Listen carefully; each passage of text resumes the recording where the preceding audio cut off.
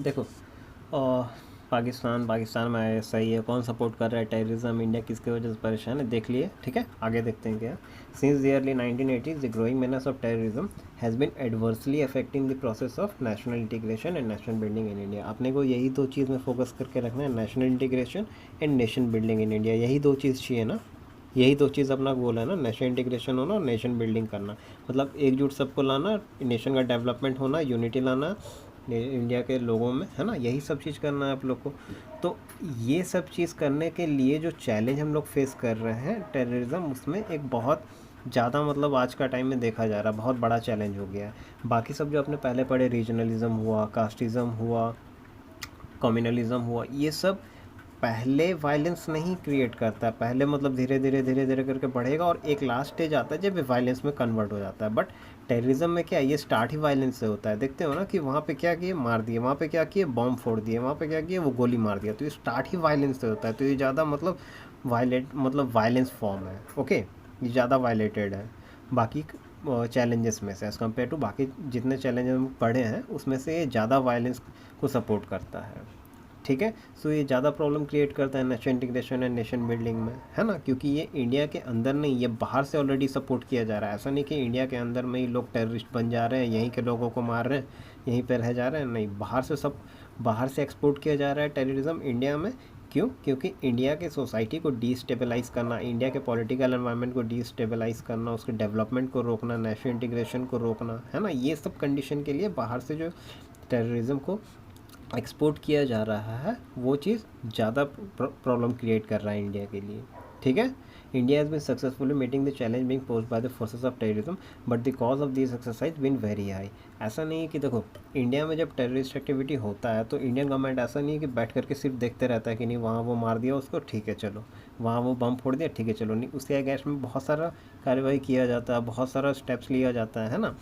Suppose Pakistan कुछ terrorist activity create किया, कुछ टेररिस्ट को भेजा कश्मीर में, तो अब उसको वहाँ पे टैकल करने के लिए जो फोर्सेस लगेंगे, जो इक्विपमेंट्स लगेंगे, जो रिसोर्सेस लगेंगे, उसमें बहुत खर्चा होता है।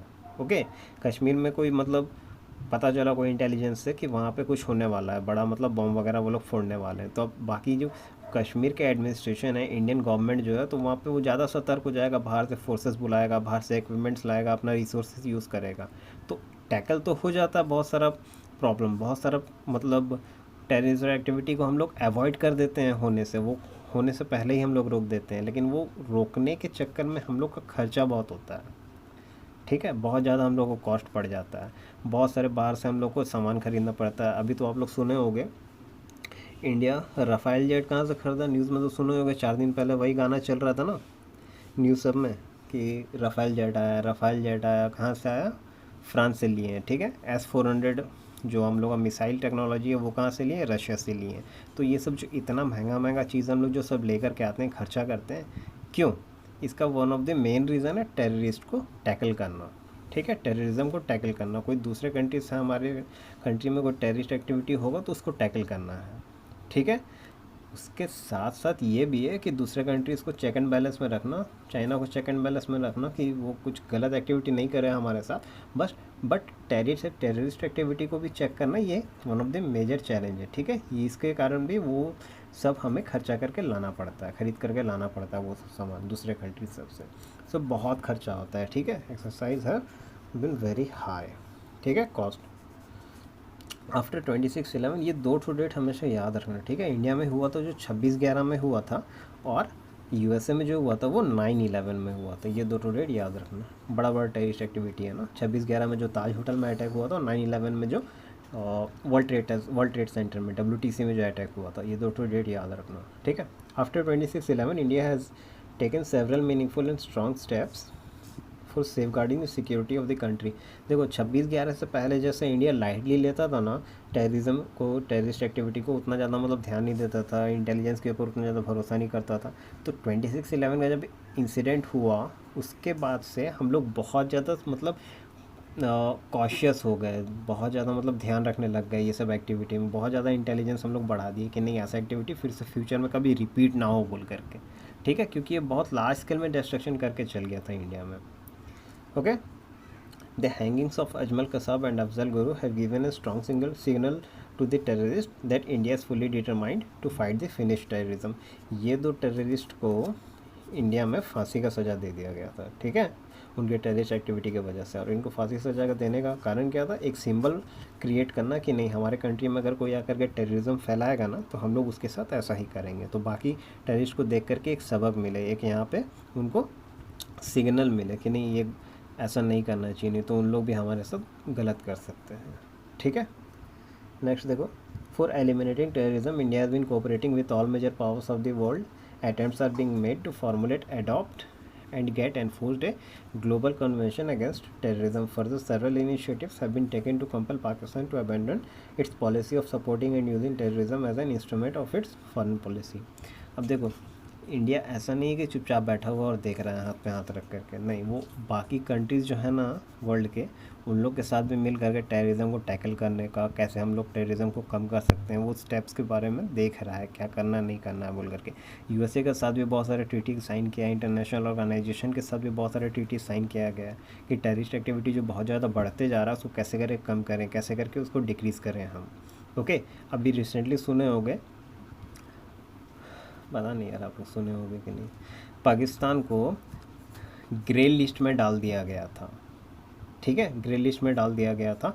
वर्ल्ड का वॉच डॉग जो है, वर्ल्ड का जो वॉच सेंटर है, जो क्राइम टेररिज्म को मतलब देख रेख करता है कि टेररिज्म एक्टिविटी नहीं बढ़ना चाहिए किसी कंट्री में, टेररिज्म फंडिंग नहीं बढ़ना चाहिए किसी कंट्री में, तो वो ऑर्गेनाइजेशन पाकिस्तान को रिसेंटली ग्रे लिस्ट में डाल दिया था, ठीक है, कि आप वॉचफुल में हो, मतलब आपको देखा जा रहा है कि आप अगर अपना हरकत अपना ये सब बंद नहीं करोगे, टेररिस्ट फंडिंग ब्लैक लिस्ट में डाल दिया जाएगा, और बाकी जितने कंट्रीज़ हैं उस ऑर्गेनाइजेशन के मेंबर, वो कंट्रीज़ आपको अवॉइड करेंगे, ठीक है, आपके साथ मतलब ट्रेड एंड कॉमर्स नहीं करेंगे, आपके साथ व्यापार नहीं करेंगे, आपके साथ रिलेशन नहीं रखेंगे। तो अभी ग्रे लिस्ट में डाल दिया गया था, यहाँ नहीं आप लोगों को जस्ट बता रहा हूँ मैं, सुन लो, ठीक है।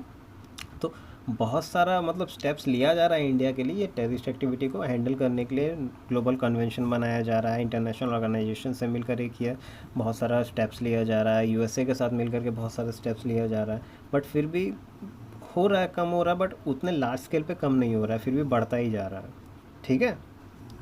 Further, several initiatives have been taken to compel Pakistan to abandon its policy of supporting and using terrorism as an instrument of its foreign policy. जैसा बताया ना,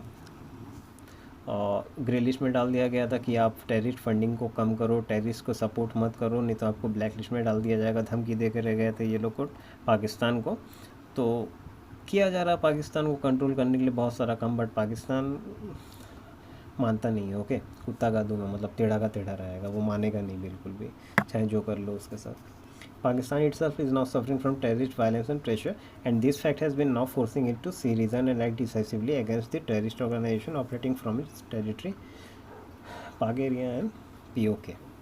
अब देखो पाकिस्तान का जो कॉमन पीपल है, नॉर्मल जनता जो है, वो लोग टेररिस्ट नहीं है, ओके। पाकिस्तान मतलब दिमाग में नहीं बैठा लेना कि वहाँ के लोग ही टेररिस्ट हैं, जो नॉर्मल आम पीपल लोग रहते हैं, आम आदमी लोग रहते हैं, वो लोग टेररिस्ट नहीं है, हम लोग के जैसे ही लोग हैं। बट वहाँ के जो ऑर्गेनाइजेशन है, वहाँ के जो लीडर्स हैं, वो लोग टेररिस्ट ऑर्गेनाइजेशन को सपोर्ट करते हैं, ठीक है, वो लोग टेररिज्म फैलाते हैं, वो लोग सपोर्ट करते हैं कि नहीं आप टेररिज्म फैलाओ, एंटी इंडिया सेंटीमेंट बढ़ाओ, वो लोग सपोर्ट करते हैं। जो आम आदमी हैं, जो कॉमन पीपल है वहाँ के, वो लोग तो हमेशा यही चाहेंगे ना यार कि पीसफुल एनवायरनमेंट रहे, सब एक साथ मिल करके रहें, कोई टेररिस्ट एक्टिविटी नहीं हो, यही चाहेंगे वो लोग थोड़ी सपोर्ट करते हैं। बट होता क्या है कि पाकिस्तान एंटी इंडिया सेंटीमेंट फैलाता है, टेररिज्म को सपोर्ट करता है, टेररिज्म को फाइनेंस करता है, तो इंडिया को तो नुकसान होता है, ठीक है, इंडिया में भेजता है, इंडिया को नुकसान होता है। बट कई बार ऐसा होता है कि इसके टेररिस्ट ना कुछ ऐसा हरकत कर देते हैं जिसके वजह से पाकिस्तान को भी नुकसान हो जाता है, ठीक है, बहुत सारा कंडीशन में कुछ ऐसा भी होता है जिससे पाकिस्तान को भी नुकसान होता है, ओके। फॉर एग्जांपल देखो, यूएसए पाकिस्तान को बहुत सारा मतलब फंडिंग करता था, लोन वगैरह देता था, इसके साथ बहुत सारा बिजनेस करता था, इसको बहुत कुछ मतलब देता था यूएसए। बट आफ्टर 9/11 और उसके बाद भी बहुत सारा इंसिडेंट हुआ है, टेररिज्म एक्टिविटी हुआ है, जिसके वजह से यूएसए पाकिस्तान से पूरा मतलब हाथ उठा लिया है। ना उसको अब वो फंडिंग देता है, ना उसको कुछ मतलब लोन वगैरह देता है, ना उसको कुछ मतलब सपोर्ट करता है, ना डिफेंस में ना फाइनेंस में, कहीं पे भी उसको सपोर्ट नहीं करता, अब हाथ हटा लिया है। तो इसका जो टेररिज्म एक्टिविटी है पाकिस्तान का, वो इसी के अगेंस्ट काम कर रहा है ना, बहुत सारे एरिया में इसी को ही अफेक्ट कर रहा है। ये करता गड्ढा तो खोदता है इंडिया के लिए या दूसरे कंट्रीज़ के लिए, बट कभी कभी वो गड्ढे में खुद भी गिर जाता है। ठीक है।